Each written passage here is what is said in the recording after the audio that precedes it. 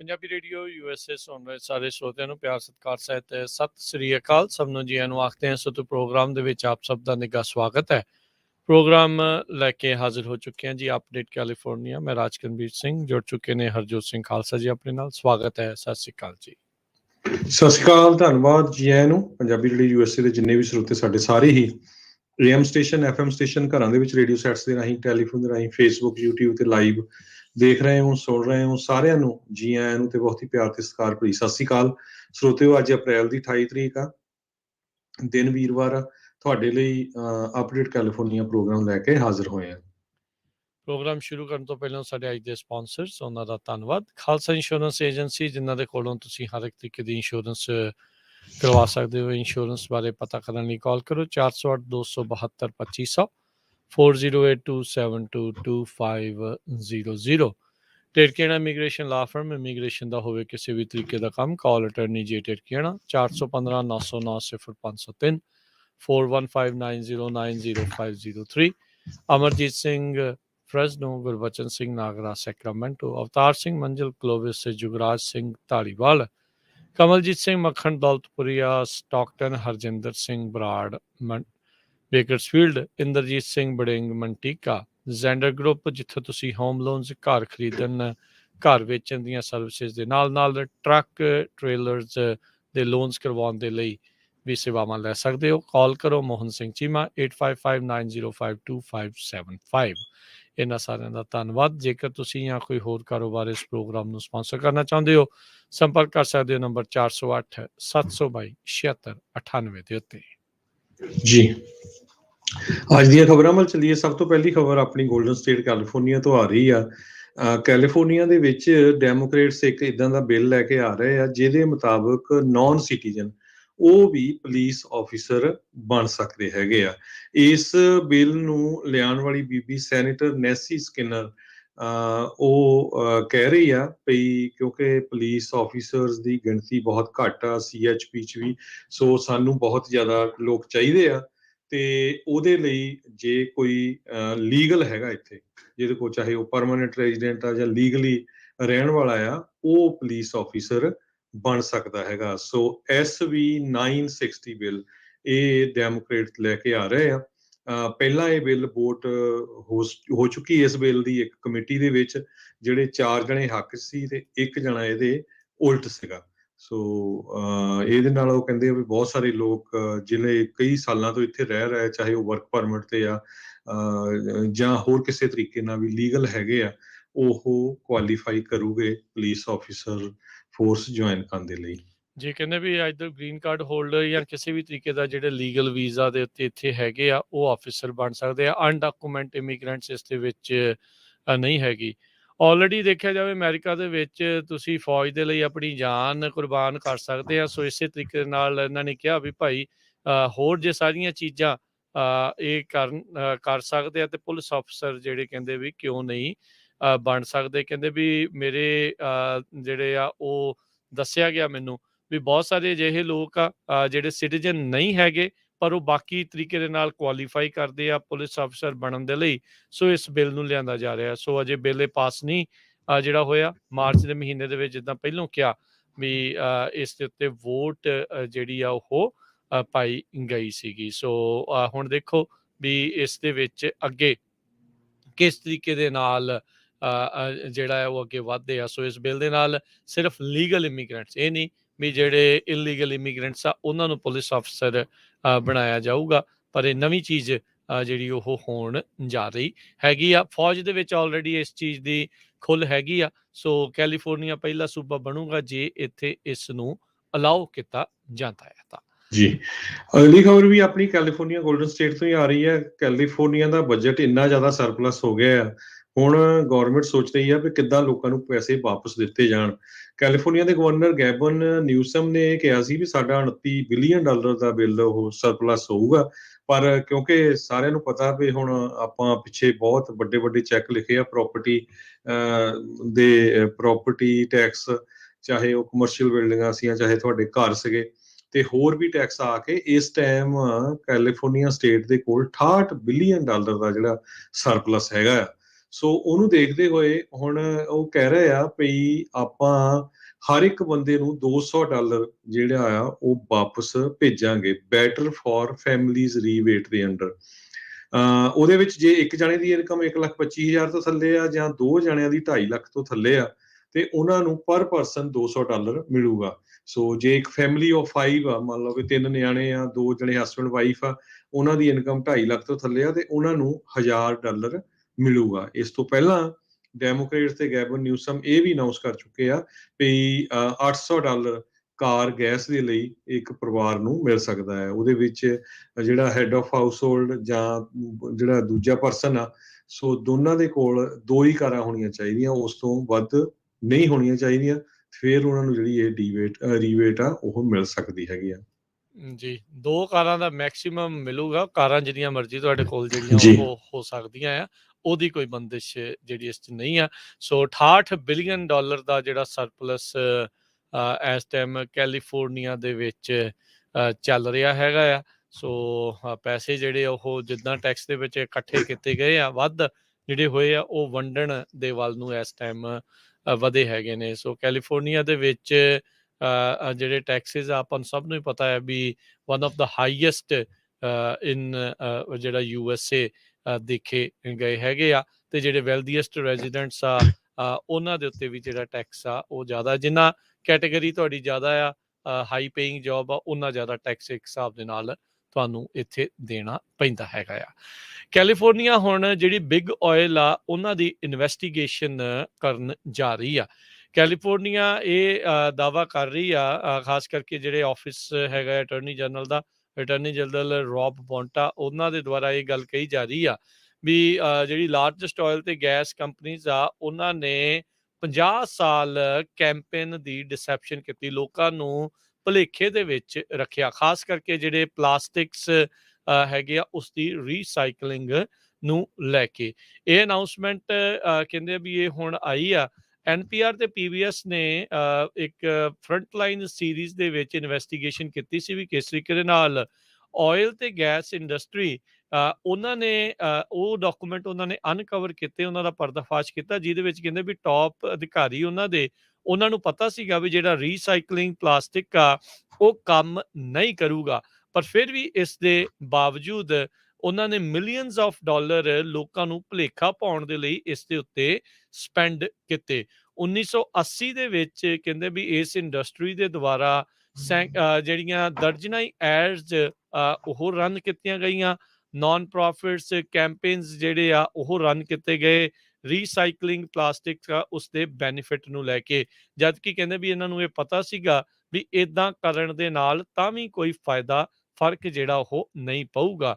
Attorney general ਰੌਬ ਬੌਂਟਾ ਉਹਨਾਂ ਨੇ XEN mobile ਨੂੰ ਹੁਣ ਸਪੀਨਾ ਜਿਹੜਾ ਉਹ ਘੱਲਿਆ ਆ, ਇਸ ਦੇ ਬਾਰੇ ਇਹਨਾਂ ਦਸਤਾਵੇਜ਼ਾਂ ਦੇ ਬਾਰੇ ਹੋਰ ਜਾਣਕਾਰੀ ਲੈਣ ਦੇ ਲਈ। ਸੋ ਜਿਹੜੇ ਦੱਸਦੇ ਨੇ ਪਲਾਸਟਿਕਸ ਗਲੋਬਲ ਕੈਂਪੇਨ ਦੇ ਜਿਹੜੇ ਲੀਡ ਕਰਦੇ ਨੇ ਗ੍ਰੀਨ ਪੀਸ USA ਦੇ ਗ੍ਰਾਮ ਫੋਰਬਸ, ਉਹਨਾਂ ਨੇ ਕਿਹਾ ਵੀ ਬਹੁਤ ਲੰਮੇ ਸਮੇਂ ਤੋਂ ਐਕਸਨ ਮੋਬਾਈਲਸ ਤੇ ਇਦਾਂ ਦੀਆਂ ਹੋਰ ਕਾਰਪੋਰੇਸ਼ਨ ਜਿਹੜੀਆਂ ਪੋਲਿਊਟ ਕਰ ਰਹੀਆਂ ਆ ਸਾਰੀ ਦੁਨੀਆ ਨੂੰ, ਖਾਸ ਕਰਕੇ ਕੈਲੀਫੋਰਨੀਆ ਨੂੰ, ਉਹਨਾਂ ਨੂੰ ਲੋਕਾਂ ਨੂੰ ਭਰਮ ਦੇ ਵਿੱਚ ਰੱਖਣ ਦੇ ਲਈ ਅਲਾਉ ਕੀਤਾ ਜਾ ਰਿਹਾ ਆ, ਜਿਸ ਦੇ ਨਾਲ ਲੋਕਾਂ ਦਾ ਤੇ ਧਰਤੀ ਦਾ ਨੁਕਸਾਨ ਹੋ ਰਿਹਾ ਆ ਤੇ ਇਹਨਾਂ ਨੂੰ ਇਸ ਦਾ ਜਵਾਬ ਜਿਹੜਾ ਉਹ ਜ਼ਰੂਰ ਦੇਣਾ ਚਾਹੀਦਾ ਹੈ। ਹਾਲ ਦੀ ਘੜੀ ਐਕਸਨ ਮੋਬਾਈਲ ਦੇ ਕਿਸੇ ਵੀ ਅਧਿਕਾਰੀ ਨੇ ਇਸ ਮਾਮਲੇ ਦੇ ਉੱਤੇ ਟਿੱਪਣੀ ਕਰਨ ਤੋਂ ਇਨਕਾਰ ਕਰ ਦਿੱਤਾ ਆ।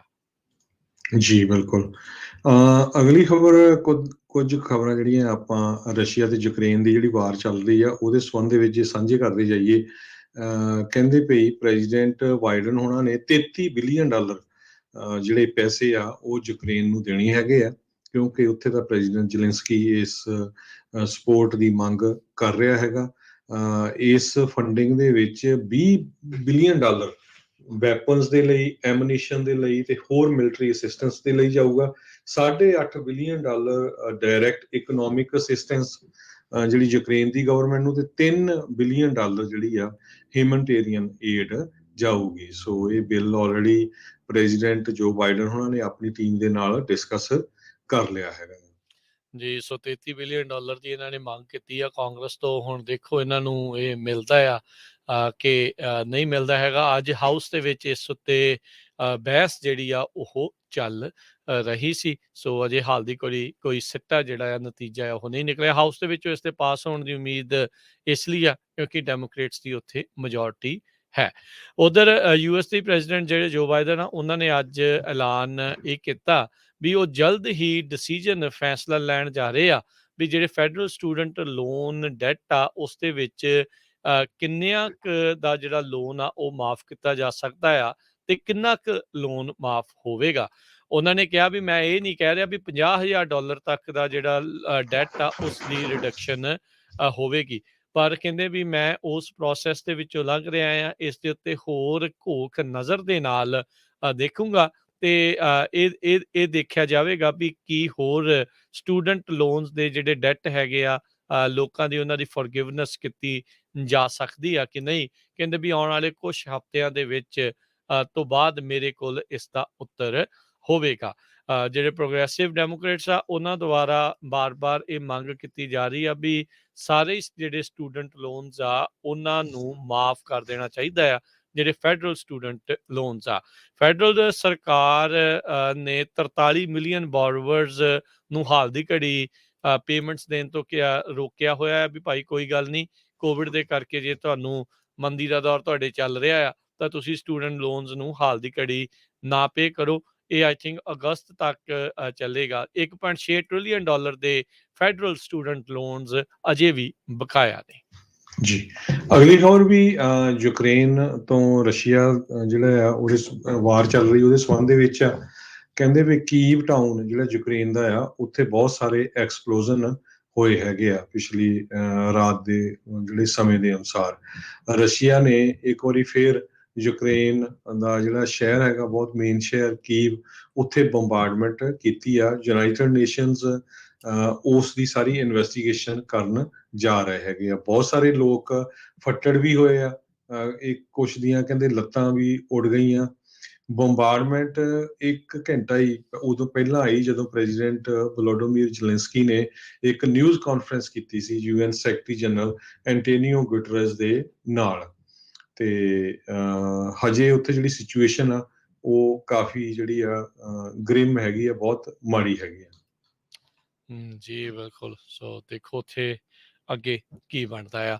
ਉਧਰ ਪੁਤਿਨ ਨੇ ਧਮਕੀਆਂ ਜਿਹੜੀਆਂ ਉਹ ਲਗਾਤਾਰ ਦੇਣੀਆਂ ਸ਼ੁਰੂ ਕੀਤੀਆਂ ਆ। ਉਹਨੇ ਕੱਲ ਕਿਹਾ ਵੀ ਜੇ ਵੈਸਟਰਨ ਮੁਲਕਾਂ ਨੇ ਜਾਂ ਕਿਸੇ ਵੀ ਤਰੀਕੇ ਦੇ ਨਾਲ ਸਾਡੇ ਇਸ ਮਿਸ਼ਨ ਦੇ ਵਿੱਚ ਅੜਚਣ ਪਾਈ ਤਾਂ ਬਿਜਲੀ ਦੀ ਤੇਜ਼ੀ ਦੇ ਨਾਲ ਉਹਨਾਂ ਨੂੰ ਜਵਾਬ ਜਿਹੜਾ ਉਹ ਦਿੱਤਾ ਜਾਵੇਗਾ।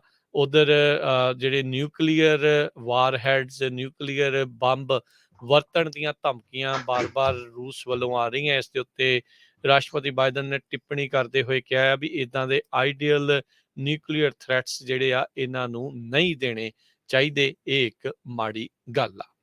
ਕੈਲੀਫੋਰਨੀਆ ਦੇ ਵਿੱਚ ਸੋਲਰ ਕਨਾਲਸ ਦਾ ਇੱਕ ਆਈਡੀਆ ਆ ਉਹ ਹੁਣ ਸ਼ੁਰੂ ਹੋ ਰਿਹਾ ਆ। ਕਹਿੰਦੇ ਵੀ ਸੋਕੇ ਦੇ ਵਿੱਚੋਂ ਕੈਲੀਫੋਰਨੀਆ ਲੰਘ ਰਿਹਾ ਆ ਪਿਛਲੇ 3 ਸਾਲਾਂ ਤੋਂ ਤੇ ਦਹਾਕੇ ਦੇ ਵਿੱਚ ਇਹ ਦੂਜਾ ਤੀਜਾ ਸੋਕਾ ਜਿਹੜਾ ਹੈ ਉਹ ਆਪਾਂ ਚੱਲ ਰਹੇ ਹੈਗੇ ਆ। ਕਹਿੰਦੇ ਵੀ ਕਈ ਆਈਡੀਏ ਇਦਾਂ ਦੇ ਹੁੰਦੇ ਆ ਵੀ ਉਹਨਾਂ ਦੇ ਉੱਤੇ ਜਦੋਂ ਬੰਦਾ ਸੋਚਦਾ ਯਾਰ ਇਹਨਾਂ ਨੇ ਪਹਿਲੋਂ ਜਿਹੜਾ ਆ ਉਹ ਕਿਉਂ ਨਹੀਂ ਕੀਤਾ। ਕੈਲੀਫੋਰਨੀਆ ਦੀ ਗੋਲਡਨ ਸਟੇਟ ਦੇ ਵਿੱਚ ਸੂਰਜ ਬਹੁਤ ਚਮਕਦਾ ਆ, ਸਭ ਨੂੰ ਹੀ ਪਤਾ ਆ। ਮੌਸਮ ਵੀ ਠੀਕ ਰਹਿੰਦਾ ਹੈ, ਮੀਂਹ ਹੁਣ ਘੱਟ ਪੈ ਰਹੇ ਆ, ਪਰ ਕਹਿੰਦੇ ਵੀ ਜਿਹੜੀ ਸੋਲਰ એનર્ਜੀ ਆ ਉਸ ਨੂੰ ਵਰਤਿਆ ਜਾ ਸਕਦਾ ਆ। ਕਿੰਨੇ ਹੀ ਜਿਹੜੇ ਆ ਉਹ ਹਜ਼ਾਰਾਂ ਹੀ ਮੀਲ ਲੰਬੀਆਂ ਜਿਹੜੀਆਂ ਨਹਿਰਾਂ ਆ ਇਸ ਦੇ ਵਿੱਚੋਂ ਕ੍ਰਿਸ ਕ੍ਰਾਸ ਕਰਦੀਆਂ ਨੇ ਕੈਲੀਫੋਰਨੀਆ ਦੇ ਵਿੱਚੋਂ। ਤੇ ਹੁਣ ਇੱਕ ਪਾਇਲਟ ਪ੍ਰੋਜੈਕਟ ਸੋਚਿਆ ਜਾ ਰਿਹਾ ਹੈ ਜਿਸ ਦੇ ਨਾਲ ਨਹਿਰਾਂ ਨੂੰ ਢੱਕਿਆ ਜਾਊਗਾ ਸੋਲਰ ਪੈਨਲਸ ਦੇ ਨਾਲ। ਕਹਿੰਦੇ ਇਸ ਦੇ 2 ਫਾਇਦੇ ਹੋ ਸਕਦੇ ਨੇ। ਇੱਕ ਤਾਂ ਪਾਣੀ ਦੀ ਜਿਹੜੀ ਇਵੈਪੋਰੇਸ਼ਨ ਆ, ਭਾਫ ਬਣ ਕੇ ਜਿਹੜਾ ਉੱਡਦਾ ਹੈ ਗਰਮੀ ਦੇ ਵਿੱਚ, ਉਹ ਰੁਕੂਗਾ। ਉਸ ਦੇ ਨਾਲ ਕਹਿੰਦੇ ਬਿਲੀਅਨਸ ਆਫ ਗੈਲਨ ਹਰ ਸਾਲ ਸੇਵ ਕੀਤੇ ਜਾਣਗੇ ਜਿਹੜੇ ਇਵੈਪੋਰੇਸ਼ਨ ਚ ਲਾਸ ਹੁੰਦਾ ਆ। ਤੇ ਨਾਲੇ ਉਸ ਥਾਂ ਨੂੰ ਵਰਤ ਕੇ ਜਿਹੜੀ ਆ ਬਿਜਲੀ ਦੀ ਉਤਪਾਦਨ ਉਸ ਨੂੰ ਵਧਾਇਆ ਜਾ ਸਕਦਾ ਆ। ਇਰੀਗੇਸ਼ਨ ਕਨਾਲਸ ਕਈ ਥਾਵਾਂ ਦੇ ਉੱਤੇ ਕਹਿੰਦੇ 150 ਫੁੱਟ ਚੌੜੀਆਂ ਵੀ ਆ ਤੇ ਕਈ ਥਾਵਾਂ ਦੇ ਉੱਤੇ ਮਹਿਜ 10 ਫੁੱਟ ਚੌੜੀਆਂ ਵੀ ਆ।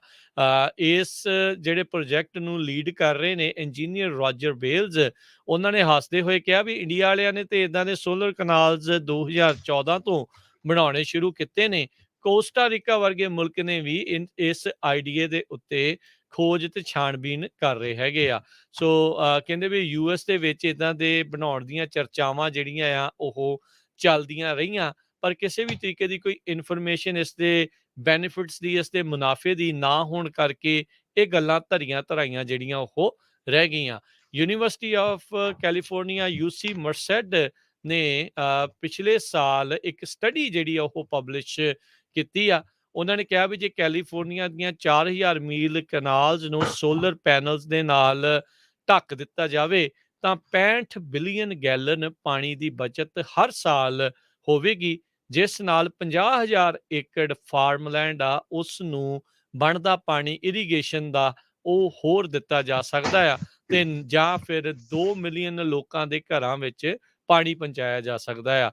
ਤੇ 4000 ਮੀਲ ਦੇ ਉੱਤੇ ਜੇ ਸੋਲਰ ਪੈਨਲਸ ਜਿਹੜੇ ਲੱਗਦੇ ਆ ਤੇ ਉਸ ਦੇ ਨਾਲ ਕਹਿੰਦੇ 13 ਗੀਗਾਵਾਟ ਆਫ એનર્ਜੀ ਉਹ ਨਵੀਂ ਜਨਰੇਟ ਹੋਊਗੀ, ਨਿਊ ਜਿਹੜੀ ਰੀਨਿਊਏਬਲ એનર્ਜੀ। ਸੋ ਕਹਿੰਦੇ ਵੀ ਜਿਹੜਾ ਕੈਲੀਫੋਰਨੀਆ ਦਾ ਗੋਲ ਹੈਗਾ ਆ ਕਲੀਨ એનર્ਜੀ ਦਾ, ਉਸ ਦੇ ਵਿੱਚ 60% ਇਲੈਕਟ੍ਰਿਸਿਟੀ 2030 ਤੱਕ ਇਹ ਜਨਰੇਟ ਕਰ ਸਕਦੇ ਆ। ਸੋ ਇੱਕ 8500 ਫੁੱਟ ਕਨਾਲਸ ਸੈਨ ਮਕੀਨ ਵੈਲੀ ਟਰਲਕ ਇਰੀਗੇਸ਼ਨ ਡਿਸਟ੍ਰਿਕਟ ਦੇ ਅਧੀਨ ਜਿਹੜੀ ਆ ਇਹ ਹੁਣ ਸੋਲਰ ਕਨਾਲ ਜਿਹੜੀ ਉਹ ਬਣਾਈ ਜਾ ਰਹੀ ਆ। ਇਸ ਦੀ ਕੁੱਲ ਲਾਗਤ $20 ਮਿਲੀਅਨ ਹੋਵੇਗੀ।